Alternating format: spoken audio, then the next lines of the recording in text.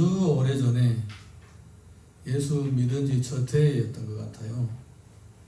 그때 우리가 그 한종 마을에서 1년 동안 생활을 했습니다.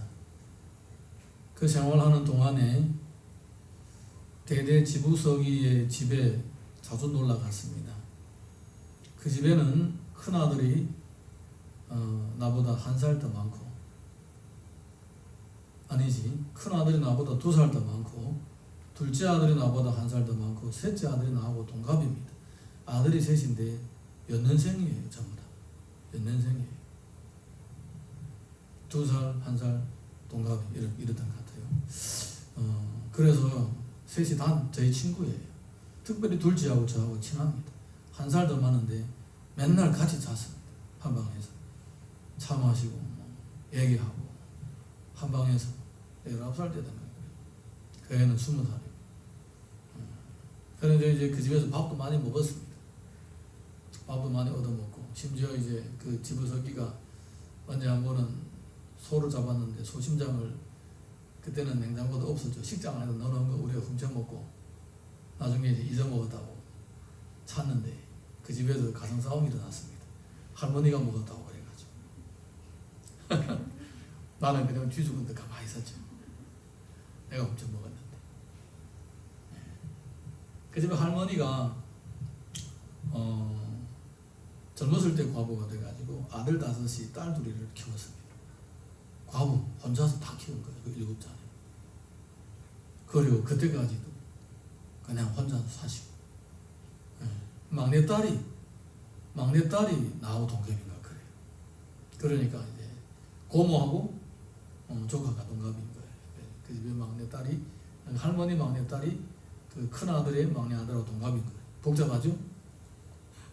그래요. 그 집에 자주 놀러 갔는데.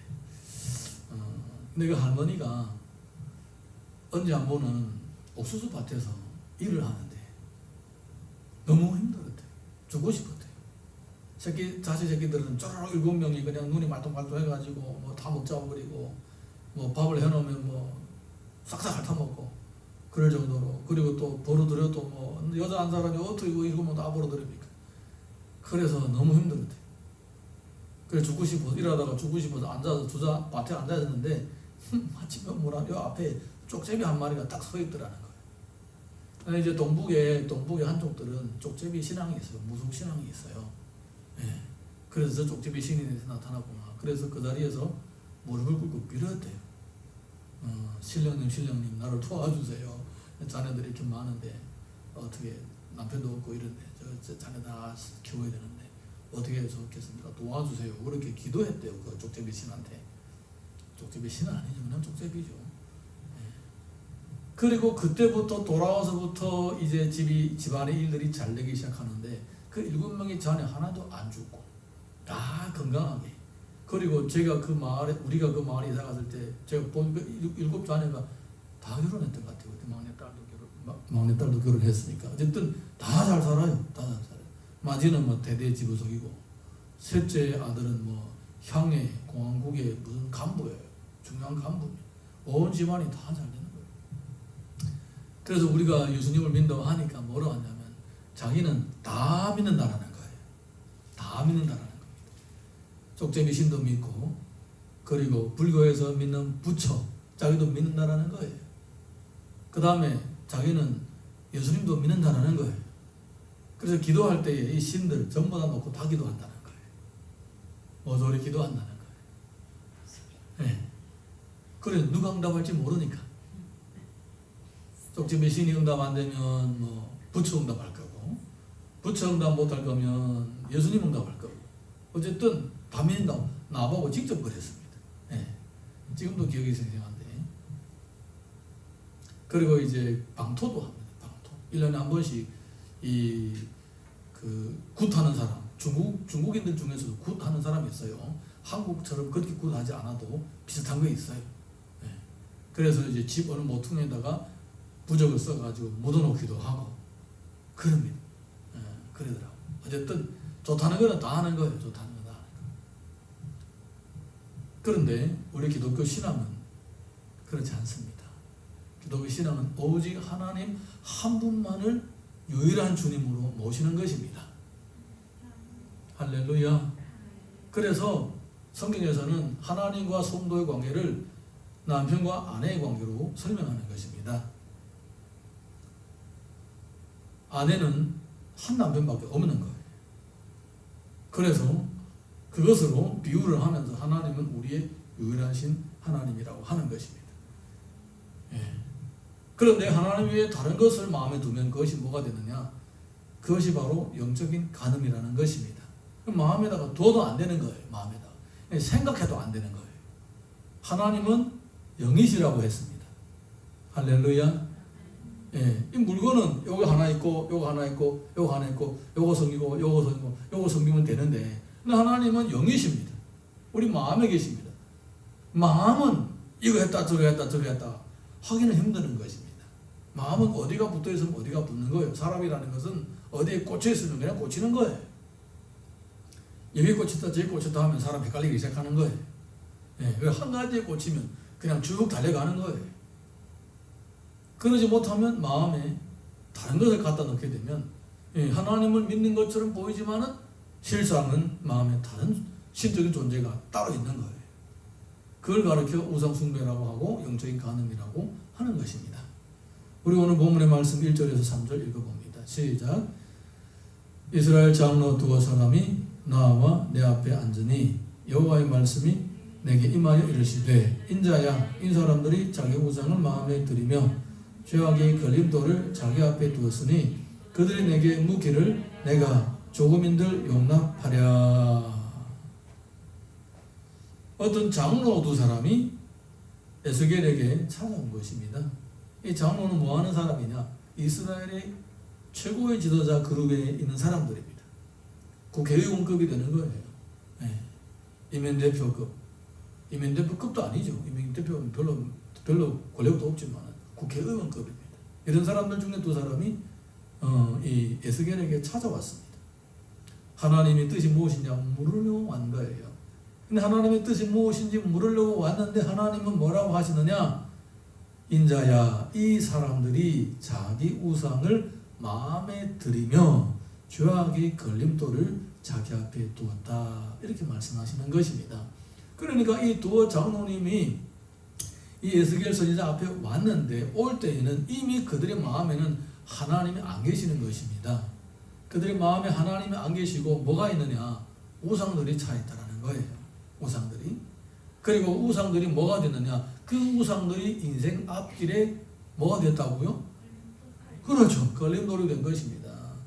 이게 바로 영적인 원리입니다. 사랑하는 성도 여러분, 우리 마음에 하나님보다 더 귀한 어떻게 여기는 존재들이 있다면 그것이 우리 안에 있는 것으로 감춰져 있는 것으로 끝나는 것이 아니라 이 내가 하나님보다 더 소중하게 여기는 이 존재가 내 인생의 앞길에 걸림돌이 되는 것입니다.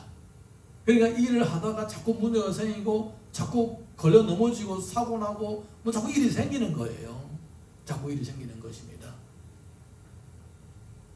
이게 걸림돌들이 그냥 생기는 게 아니에요. 마음의 우상이기 때문에, 내가 마음의 우상들을 두기 때문에 내 인생에 걸림돌들이 생기는 것입니다. 여러분, 제가 어릴 때에 송화강변에서 살아가지고 생선을 낚시도 많이 잡고 손잡이 해서도 많이 잡고 그물에 많이 잡아왔습니다. 심심하면 가서 그냥 고기 잡아옵니다. 그러면 이제 저희 엄마가 어떻게 하냐면 벨 땁니다. 벨 따가지고 쫙 널어놓으면 어떤 일이 생기느냐? 못 해보신 분들은 모르죠. 그래서 누가 얘기했습니까? 쉬파리들이 옵니다. 쉬파리들은 무슨 냄새를 맡고 오느냐? 비린내만 나면 쉬파리들은 오는 거예요. 비린내가 없으면 쉬파리를 오라 해도 안 옵니다. 야 오라 하니까 안 옵니다. 쉬파리는 비린내만 나면 찾아오는 거예요. 여러분, 우리 마음에 우상이 비린내만 나면 사탄마귀는 우리 인생 앞길에다가 걸림돌을 가둬놓는 거예요. 그리고 100% 걸러 넘어지게 되어 있습니다. 왜냐? 내 마음에 우상이 있으므로 영의 눈이 점점 어두워지기 시작하는 거예요. 영의 눈이 원래는 2.0이라면 우상이 생기면 영의 눈이 어두워져 가지고 뭐 0.2 이렇게 되는 거예요. 완전히 영적 시력이 확 떨어져 가지고 사탄이 내 앞에다가 놓은 걸림돌도 안 보이는 거예요. 그래서 누가 봐도 저거는 잘못된 길인데도 계속 가려고 하는 거예요. 누가 봐도 잘못된 길인데도 가려. 그게 왜 그러느냐? 영의 눈이 어두워져서 그게 걸림돌로 안 보이는 거예요. 그래서 걷어받아 차가지고 넘어지고 인생이 고통을 당하게 되고 시련을 당하게 되고 좌절을 겪는 것입니다. 이런 사람들이 마음의 우상을 두고 살다가 많은 고통과 어려움을 겪으니까 하나님 앞에서라도 찾아와 보자. 그래서 에스겔을 찾아오는 거예요.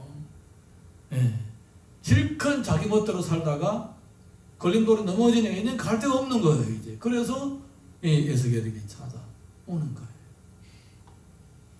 이사야서 29장 13절 보게 되면 이런 내용이 있습니다. 시작. 주께서 이르시되 백성이 입으로는 나를 가까이하며 입술로는 나를 공경하나 그들의 마음은 내게서 멀리 떠났나니 그들이 나를 경외함은 사람의 계명으로 가르침을 받았을 뿐이라. 마음의 우상을 둔 사람들은 입술로 하나님을 공경한다고 하지만은 마음은 멀리 떠나 있습니다. 멀리, 저 멀리 있는 거예요. 그래서 겉으로는 하나님을 믿는다라고 하지만은 실상 마음에는 이미 하나님을 떠나고 하나님과 등지고 있는 거예요. 처음에는 모르지만은 시간이 지나면 그게 겉으로 나타나기 시작하는 거예요. 이봐요, 장로들이 나타나잖아요. 어디 가겠어요? 인생이 고달프니까 하나님을 찾아오는데 그런 마음의 우상이 계속 남아 있는 거예요. 여호와 하나님께서는 이들을 향하여 어떻게 말씀하시냐면 오늘 본문에서 4절에서 5절 보겠습니다. 시작. 그러자 너는 그들에게 말하여 이르라. 나 주 여호와가 말하노라. 이스라엘 족속 중에 그 우상을 마음에 들이며 죄악의 걸림돌을 자기 앞에 두고 선지자에게로 가는 모든 자에게 나 여호와가 그 우상의 수요대로 보응하리니 이는 이스라엘 족속이 다 그 우상으로 말미암아 나를 배반하였으므로 내가 그들이 마음먹은 대로 그들을 잡으려 함이라. 하나님은 이 마음의 우상을 두고 인생 앞에 걸림돌을 둔 사람을 향해서 뭐라고 말씀하시냐면 그 우상의 수효대로 보응하시겠다라는 것입니다. 우상을 몇 개를 섬겼느냐? 마음의 우상을 몇 개를 두고 있느냐? 하나님보다 더 소중하게 모시고 있는 이 우상들이 몇 개 있느냐? 그 있는 것만큼 하나님께서 보응을 하시겠다라는 것입니다. 하나님은 공평하신 하나님이십니다. 하나님은 우리를 사랑하시고 우리를 예수 그리스도의 보혈로 구원해 주셨습니다. 심지어 예수님을 희생하면서까지 우리를 구원해 주셨습니다. 그러니까 하나님의 눈에는 우리밖에 안 보이는 거예요. 그렇게 하시면서 하나님께서는 우리 눈에는 하나님 외에 다른 것을 안 쳐다보고 오직 한 마음과 한 뜻으로 하나님을 섬길 것을 원하시는 것입니다. 지나친 게 아니죠. 하나님께서 이런 8가지 생각하시면서 대충 우리를 대해주시고 우리 보고 한 마음으로 한 뜻으로 주님을 섬기라는 것이 아니잖아요. 주님께서 오로지 우리를 사랑하시고 자신의 독생자까지 희생하면서 우리를 사랑하시면서 우리도 그렇게 하나님을 사랑하라고 요구하시는 것입니다. 지나칩니까? 지나칩니까? 너무 더워서 졸립니까? 9시에 시작하는 예배를 8시에 시작하는데 졸 때가 아닌데. 여러분, 이 마음의 우상이 바로 인간의 타락의 원인이 됩니다. 타락의 원인이 됩니다. 마음의 우상이 있는 것만큼 마음의 우상이 얼마가 되면 얼만큼 타락하게 되는 거예요. 그래서 하나님께서는 그 우상이 있는 것만큼 그 숫자대로 보응하시겠다 말씀하십니다. 이어서 6절, 에스겔서 14장 6절 보겠습니다. 시작. 그런즉 너는 이스라엘 족속에게 이르기를 주 여호와의 말씀에 너희는 마음을 돌이켜 우상을 떠나고 얼굴을 돌려 모든 가증한 것을 떠나라. 없어요?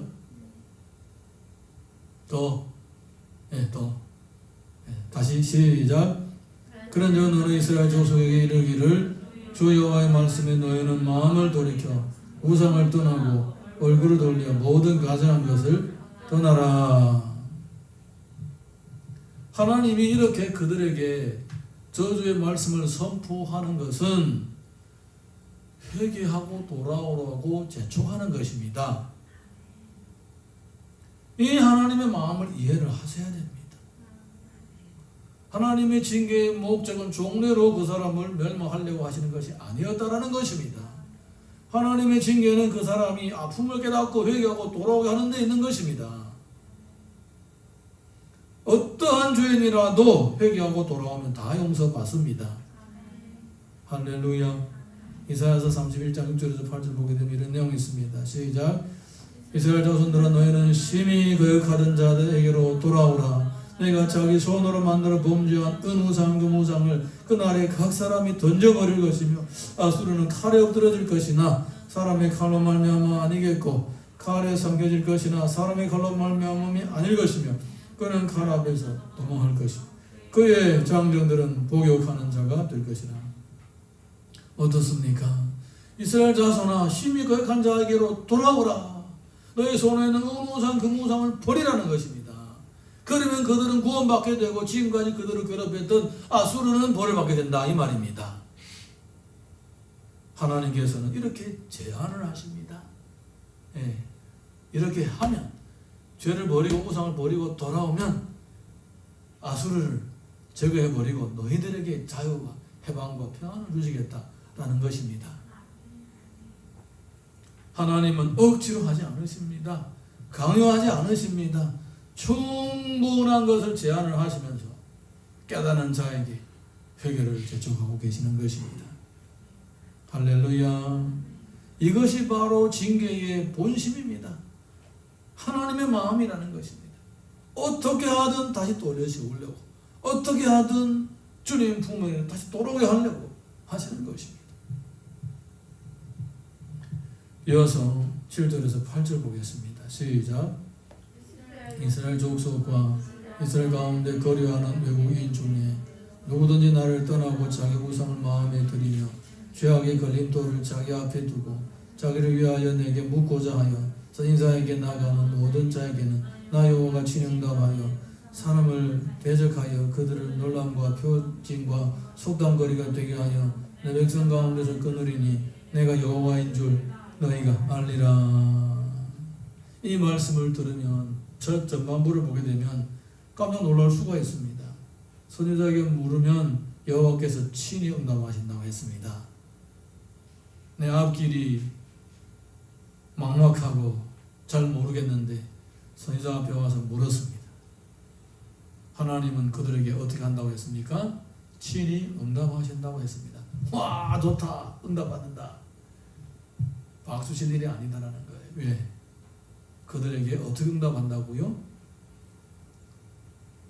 징계로 응답하신다라는 것입니다. 징계로 놀람과 표징과 속담거리가 되게 한다라는 것입니다. 오히려 그들에게 재난으로 응답하시는 것입니다. 왜 그렇습니까? 그들의 마음의 우상들을 버리지 않고 여호와 하나님께 기도하기 때문입니다. 내 마음에는 다른 존재를 모시고 있는데 하나님 앞에 나와서 하나님 뭐 도와달라고 하는 거예요. 마치 불륜한 여인이 애를 데리고 본 남편을 와가지고 도와달라고 하는 것 똑같은 거예요. 누구들 도와주겠습니까? 누구들 도와주겠냐고요? 혼자 오면 몰랐는데 오히려 데리고 온 거예요. 그것도 한 명도 아니고 있는 거 다 끄지고 간 거예요. 성경에 뭐라 합니까? 수효대로, 숫자대로 있는 거 다 끄지고 간 거예요. 물론 남이 한 명이 아닌 거예요. 여러 명 다 들고 온 거예요. 도와달라고 힘들다고. 이 정도로. 이 정도로. 그러니까 하나님께서 뭐라 하십니까? 응답하겠다. 뭘로 응답한다고요? 징계로 응답하신다라는 거예요. 채찍으로 응답하신다라는 것입니다. 사랑하는 성도 여러분, 그러니까 우리가 하나님과가 이게 통하지 않는다라면 그 원인이, 근본적인 원인 하나가 뭐냐? 내가 지금 하나님을 주님으로 모시고 있는지 아닌지 확인해 봐야 됩니다. 지금 누가 주가 되어 있느냐? 내가 주가 되느냐? 하나님이 주가 되고 있느냐? 확인해 봐야 됩니다. 만약에 내가 주가 되어 있다면 나와 하나님 관계가 통하지 않습니다. 통할 수가 없습니다. 간단한 원리를 한번 얘기해 보겠습니다. 여기 컵이 하나 있는데 내가 이 바지에다 물을 담아가지고 컵에다 부으려면 어떻게 해야 됩니까? 이 컵에 물이 들어가려면 이 컵이 어떻게 해야 됩니까? 바가지보다 낮아야 됩니다. 바가지보다 높이 있으면 바가지 어떻게 그 물을 그 안에 부을 수가 있습니까? 하나님의 은혜는 위에서부터 밑으로 내려오는 것입니다. 하나님의 은혜는 하늘로부터 땅에 내려오는 것입니다. 그래 내가 주인이 되어 있다면 나는 하나님과 어깨를 나란히 하려고 하고 맞먹으려고 하는 거예요. 그러면 하나님 은혜가 들어올 수가 없는 거예요. 얼마나 간단한 원리입니까? 그래서 예수님께서 처음부터 제자들 보고 가르친 것이 무엇입니까? 그렇게 제가 입술이 닳도록 제 입에 단내 날 정도로 얘기한 얘기 있잖아요. 겸손하고 온유하라. 그게 아닙니까? 예, 겸손하고 내 마음은 온유하고 겸손하니 내 먹는 애 배우고 내게 배우러 하지 않아요. 예. 하나님과 어깨를 맞먹으려고 그러니까 은혜를 받을 수가 없는 거예요. 심지어 하나님보다 더 높아지려고 하니까 아예 처음부터 하나님과 막혀있는 거예요. 그래서 예수님은 처음에 제자들 보고 마음이 온유하고 겸손하니 내게 와서 내게 배우라고 하는 거예요. 여러분 꼭 명심하시기 바랍니다. 온유와 겸손은 그리스도인의 인문입니다. 인문. 그리고 그리스도인의 기초입니다. 여기에서 문제가 생기게 되면 그 다음부터는 하나님과의 관계가 껄끄러워지게 시작하게 되고 그로 인해서 또 내 인생에 걸림돌이 쫙 놓여지게 되는 거예요. 할렐루야. 예레미야서 14장 12절 보겠습니다. 시작. 그들이 금식할지라도 내가 그 부르짖음을 듣지 아니하겠고 번제와 소제를 드릴지라도 내가 그것을 받지 아니할 뿐 아니라 칼과 기근과 전염병으로 내가 그들을 멸하리라.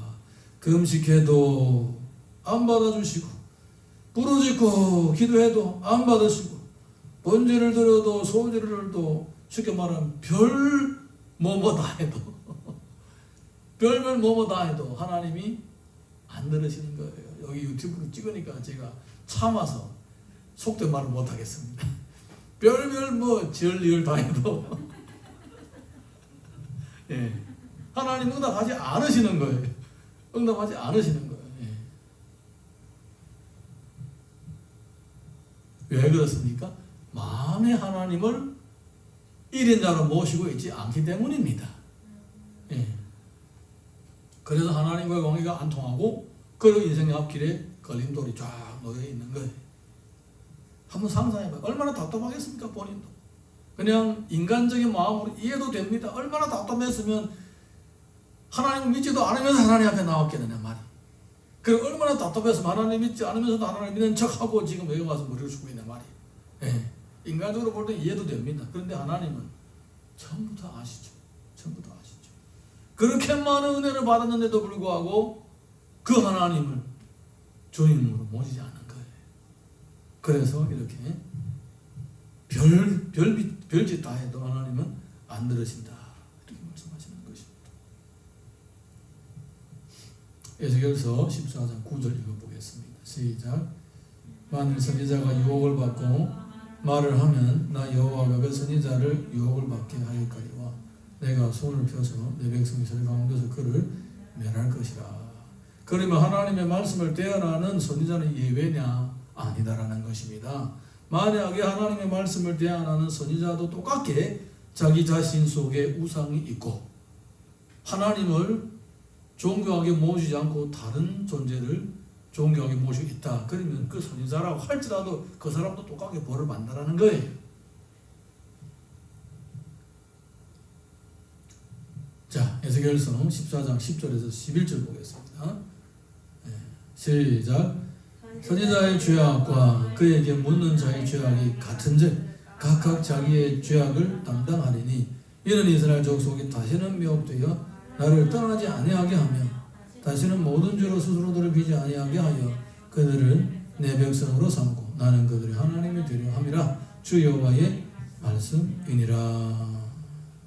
선지자든 평민이든 누구든지 하나님 외에 다른 존재를 섬기고 있다면 그 존재가 바로 그 사람의 인생의 앞길에 걸림돌이 되는 것입니다. 꼭 명심하시기 바랍니다. 네, 로마서 2장 6절에서 8절 보게 되면 이런 기록이 있습니다. 시작. 하나님께서 각 사람에게 행한 대로 보응하시되 참고 선을 행하여 영광과 존귀와 썩지 아니함을 구하는 자에게는 영생으로 하시고 오직 당을 지어 진리를 따르지 아니하고 무리를 따르는 자에게는 진노와 분노로 하시리라. 내가 하나님을 제대로 섬기고 있는지 제대로 섬기고 있지 않는지 그 자체가 내 인생의 앞길의 미래를 결정하는 것입니다. 과거는 내가 주님 앞에 다 고백하면 청산이 됩니다. 미래는 어떻게 달려있느냐? 현재 내가 어떻게 하느냐에 달려 있습니다. 예, 그래서 우리는 자신의 마음속에 혹시라도 하나님보다 더 소중하게 여기는 우상이 존재하고 있지는 않는가? 그리고 여러분이 그걸 안 놓겠다고 꽉 붙잡고 있지는 않는가? 한번 살펴보시기 바랍니다. 그것이 자녀일 수도 있고 배우자일 수도 있고 돈일 수도 있고 명예일 수도 있고 자존심일 수도 있습니다.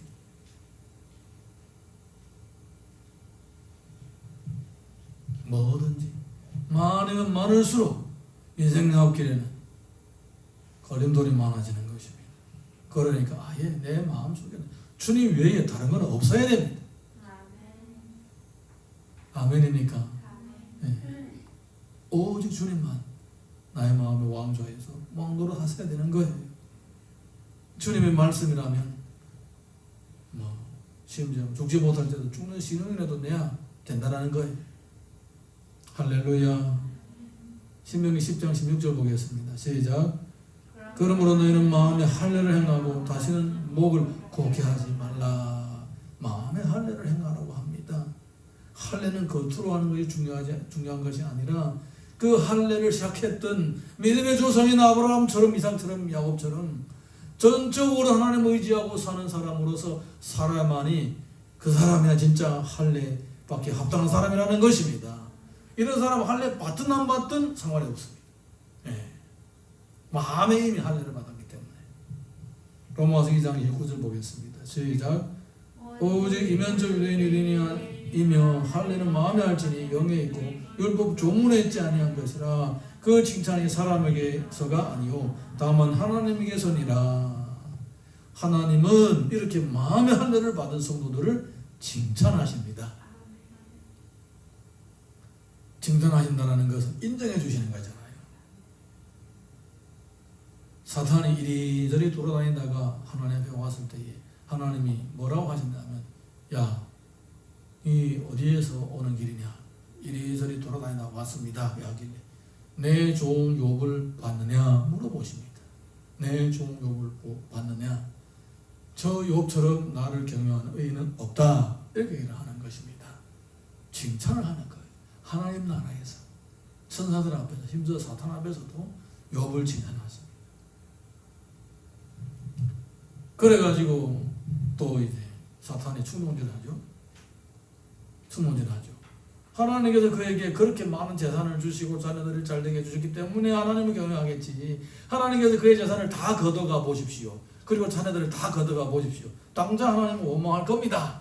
그랬습니다. 근데 하나님께서 그럼 네가 그렇게 해보라.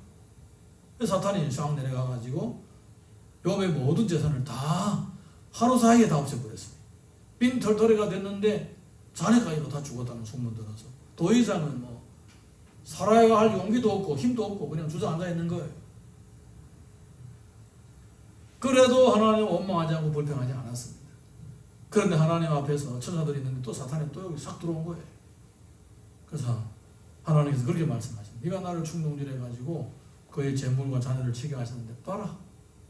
요 같은 의인이 없지 않느냐. 그래 또 하나님 원망하지 않지 않느냐. 이렇게 말씀하시는 것입니다. 그런데 사탄이 또 하나님의 마음을 충동질합니다. 이간질을 한다는 거예요. 아이고 뭐 재물 같은 건 또 벌면 되고 자녀 또 낳으면 되는데 만약에 건강을 쳐보십시오. 병들어 죽을 병 걸려 앓게 해보십시오. 하나님 원망하지 않는가. 그래서 하나님께서 사탄에게 그렇게 말씀하십니다. 그래 네가 하고 싶은 대로 해봐라. 단 네가 목숨만은 건드리지 마라. 이렇게 하시는 것입니다. 사탄이 상 내려가가지고 욥의 발바닥부터 머리까지 독창이 낫게 했습니다. 발바닥부터 머리까지. 하나님의 축복은 어떻게 내린다고요? 머리부터 발끝까지. 사탄의 장난은 발바닥부터 머리까지 올라오는 거예요. 머리까지 이제 사탄에게 장악되면 그 사람은 끝난 거예요. 자, 발바닥부터 쫙 올라와가지고 온몸에 헐고 진물이 나고 썩고 그런 거예요. 너무 아프고 가라오니까 잿더미 앉아가지고 기와장으로 빡빡 긁고 있었습니다. 마누라가 와가지고 하나님 엄마하고 빨리 죽으세요. 왜 그렇게 고통 속에 삽니까? 그래서 욥이 유명한 얘기를 하고 있지 않습니까? 우리가 빈손으로 왔다가 빈손으로 간다. 주시는 이도 하나님이시요 거둬가시는 분도 하나님이시다. 오직 하나님의 영광 받으셔야 된다. 이렇게 고백을 합니다. 그거는요, 욥의 시작하는 믿음이 그 정도였습니다. 시작하는 믿음이. 나중에 시험을 겪고 나서 커진 그 믿음은 얼마나 더 놀랐겠습니까? 예. 처음에 믿음이 그랬다는 겁니다. 그리고 온갖 시련을 받고 나중에 직접 하나님 음성 들으면서 그의 믿음은 얼마나 또 성숙했겠습니까? 사랑하는 성도 여러분, 하나님은 이와 같이 진정한 믿음을 가지고 있는 사람들을 하나님 나라에서 칭찬하시는 것입니다. 예. 그리고 그 사람들은 이 땅에서 시련과 고난이 있어도 다 이겨나가게 되고 오히려 주를 위하여 받던 고통 그 외에 갑절로 받게 되고 하나님 나라까지 상속받게 되는 것입니다. 예레미야서 31장 33절 보겠습니다. 시작. 그러나 그날 후에 내가 이스라엘 집과 맺을 언약은 이러하니 곧 내가 나의 법을 그들의 속에 두며 그들의 마음에 기록하여 나는 그들의 하나님이 되고 그들은 내 백성이 될 것이라 여호와의 말씀이니라. 하나님은 언약을 마음판에다가 새기겠다라는 것입니다. 그러니까 항상 생각을 하면서 살게 만들어 놓겠다라는 것입니다. 옛날에는 하나님은 언약을 돌판에다가 새겼습니다. 그리고 그 돌판을 언약궤 안에다가 넣어놨습니다. 아무도 못 보게 해놨습니다. 그렇지만 이제는 마음판에다가 새기겠다라는 겁니다. 어디에 가든지 다 생각나게 하시겠다라는 것입니다. 여러분, 그래서 우리가 하나님의 말씀을 암송하는 것입니다. 하나님의 말씀을 암송하게 되면 어디 가든지 그 말씀이 나를 붙잡게 되는 거예요. 하나님과의 건강한 관계는 바로 이렇게 마음에다가 주의 법을 두면서 시작되는 것입니다. 우리가 만약에 마음에다가 주님의 법을 두지 않고 내 멋대로 살아가게 되면 절대로 하나님과 건강한 관계를 맺을 수가 없게 되는 것입니다. 내 마음에다 하나님의 법을 새겨놔야만이 하나님과 건강한 관계를 유지하게 되고 하나님의 은혜가 계속 내게 부어질 수가 있게 되는 것입니다. 여러분, 이 시간 자신을 돌아보십시오. 혹시 아직까지도 나는 하나님보다도 더 애착하는 것 마음에다가 모시고 있지는 않습니까? 이 저녁에 예수님의 이름으로 떠나가라고 명령하십시오. 할렐루야. 우리 자리에서 다 일어나셔서 우리 찬양 하나 부르고 함께 기도하겠습니다.